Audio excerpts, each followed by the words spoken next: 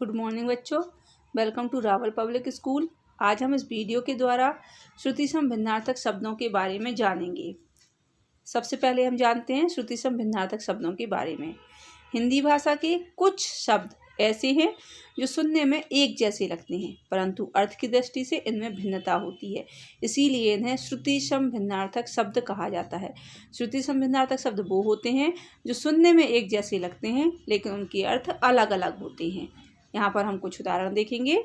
आप देखिए, पहला उदाहरण अंश, जिसका अर्थ होता है भाग, और दूसरा इसी की तरह अंश दूसरा शब्द है जिसका अर्थ होता है कंधा। अब आप दूसरा शब्द देखें, अवलंब। अवलंब का अर्थ होता है सहारा और अविलंब का अर्थ होता है शीघ्र। ये सुनने में एक जैसे ही हैं, लेकिन इनके अर्थ अलग अलग हैं। अली, अली का मतलब होता है भंवरा, और दूसरा अली आप देख रहे हैं जिसका अर्थ होता है सखी। इसके बाद देखें अंदर, अंदर होता है भीतर, और अंतर, अंतर का अर्थ होता है भिन्नता। इसके बाद कुछ और उदाहरण देखेंगे। अंबर, अंबर का अर्थ होता है आकाश, और अंबार का अर्थ होता है ढेर। अक्ष का अर्थ होता है धुरी, और अक्षी अर्थात आँख। अणु का अर्थ होता है कण, और अनु होता है अनुकरण करना। अब आगे देखें आप, उपयुक्त, जिसका अर्थ होता है ठीक, और उपर्युक्त का अर्थ होता है ऊपर कहा गया। और उदाहरण आप देखें, उदार, जिसका अर्थ होता है दयालु, और उदर का अर्थ होता है पेट।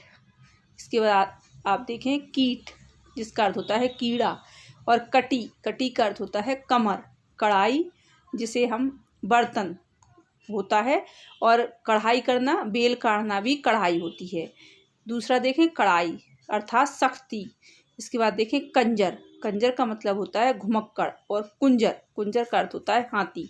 अब आपने देखा, इस तरह कई शब्द होते हैं जो सुनने में एक जैसे होते हैं, लेकिन उनका अर्थ अलग अलग होता है। अब आप देखें कृपण, कृपण का अर्थ होता है कंजूस, और कृपाण का अर्थ होता है तलवार। उसके बाद आप देखें कर्म, कर्म अर्थात काम, और क्रम अर्थात सिलसिला।